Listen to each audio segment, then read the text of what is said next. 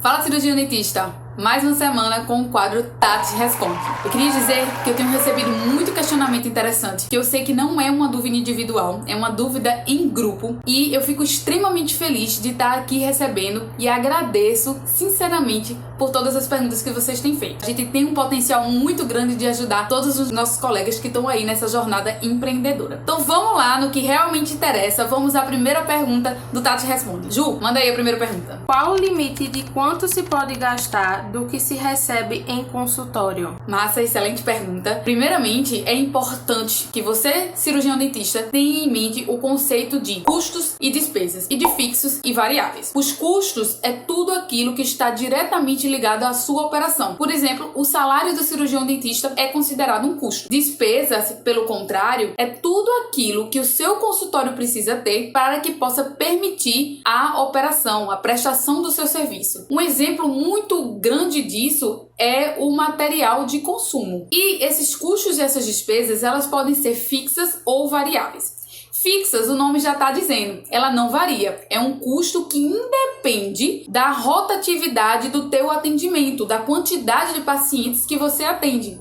Um exemplo disso é o aluguel da estrutura do teu consultório. Mês a mês você tem aquele pagamento, você tem aquela obrigação que não varia. Custos variáveis, pelo contrário, e o nome também já está dizendo, é quando ela varia, ela não é fixa. Então, varia muito de acordo com a rotatividade de paciente, com a quantidade de paciente que você atende. Um exemplo disso, novamente, eu trago o material de consumo. Ele vai variar. Um mês eu vou precisar mais porque eu vou prestar determinado serviço em maior quantidade, outro mês em menor quantidade, então ele varia muito. Bom, existe uma regra que é bastante utilizada no mundo empreendedor, que é a regra dos 50-30-20. O que é essa regra? Ela predetermina que 50% do faturamento do teu consultório seja destinada ao pagamento dos custos fixos. E aqui cabe um disclaimer. O prolabore, ou seja, o salário do cirurgião dentista deve ser enquadrado nessa categoria. Recentemente eu fiz uma consultoria com um colega de profissão nosso. O que acontecia? Todo o faturamento que ele recebia, ele pagava suas obrigações e no final o que sobrava era totalmente redistribuído para ele e para o sócio dele. Então procura não fazer isso. Procura incluir, já predefinir antes mesmo qual é o salário que você deseja receber para que no final você tenha uma sobra de caixa para reinvestir. E aí eu passo pro 30%. Os 30%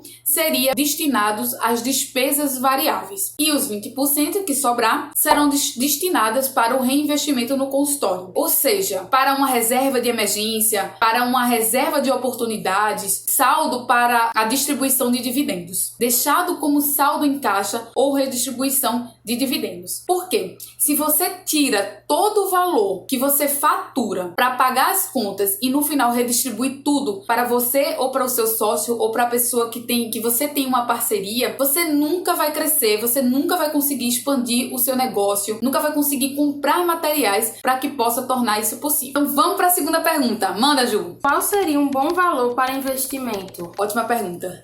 Primeiro, a gente tem que ter em mente o conceito de investimento. O que é investimento? Parece uma coisa muito simples, mas muitas pessoas se confundem nesse conceito. Investimento é toda aquela dívida contraída ou todo aquele gasto que a gente fez com a expectativa de ter um retorno financeiro daquela decisão. Então, por exemplo, a compra de um equipo odontológico.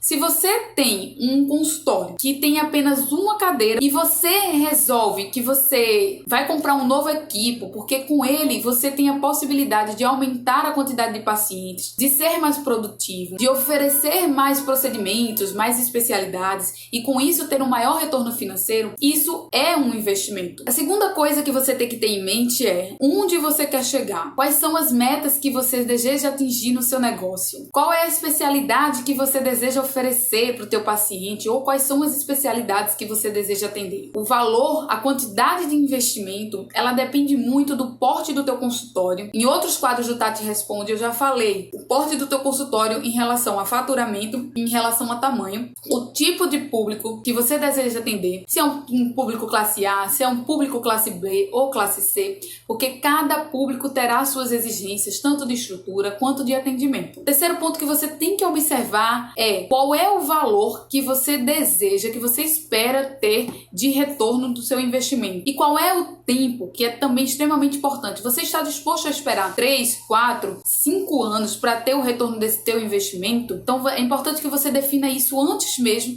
de começar a empreender para ver se aquele negócio vale ou não a pena para você. Isso é o que a gente chama de payback. Outro ponto é a questão da alavancagem. Então, o que é a alavancagem? É o quanto a empresa pega de endividamento para que possa crescer, para que possa expandir o seu negócio. É extremamente relevante que eu diga aqui que eu não recomendo que você pegue mais de 3 vezes dos teus custos operacionais. Como assim? Se você tem um custo operacional no valor de R$5.000, procura não pegar financiamento ou empréstimo ou mesmo o aporte do teu próprio capital, procura não ultrapassar no valor de R$15.000. Tenha prudência na hora de investir. Lembrando que, se você pega aquele investimento, você deve ter a expectativa de também alavancar as vendas em pelo menos 2 ou 3 vezes do valor que você pegou emprestado. Vamos para a terceira e última pergunta. Manda ela. Qual o valor ideal para deixar guardado para uma possível emergência? Como citado lá na primeira pergunta, a gente vai resgatar a primeira pergunta sobre a regra dos 50, 30, 20. Lembra lá que eu falei? 50% para custos fixos, 30% para as despesas variáveis e 10% para reinvestimento no teu negócio. Então, para a reserva de emergência se encaixa nesses 20%. Você pode fazer o seguinte, 10% você resgata para deixar guardado, aplicado no seu caixa, para você não ficar descoberto.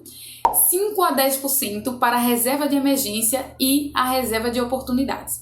Qual é a diferença entre reserva de emergência e reserva de oportunidades? A reserva de emergência já está dizendo, é para uma emergência. Então você vai pegar aqueles 5 ou aqueles 10%, vai separar e vai deixar separado numa conta destinada e nomeada de reserva de emergência. E você só vai usar quando for estritamente necessário. Como, por exemplo, o caso da pandemia, que você precisou de liquidez para honrar com as suas obrigações. Reserva de oportunidade é uma possível oportunidade que tenha surgido, por exemplo, um equipamento que está mais barato, um equipo odontológico, lembrando do conceito de investimento. Reserva de oportunidade é para você investir em algo que possa lhe trazer um retorno maior do que aquele valor que você aportou. Então, resumindo aqui, procura ficar atento, procura aplicar essa regra dos 50% a 30% no teu consultório. Lembra de predefinir o salário que você deseja receber para não tirar tudo no final. Tenha prudência na hora de pegar esse investimento, analise todos os passos que eu dei, todas as dicas e componha uma reserva de emergência que é extremamente importante para a sobrevivência do teu negócio. É isso, eu espero sinceramente ter te ajudado e conta comigo, eu tô adorando receber os teus questionamentos e toda quinta-feira eu tô aqui com você para solucionar essas dívidas e para te ajudar nessa jornada, nessa longa caminhada empreendedora.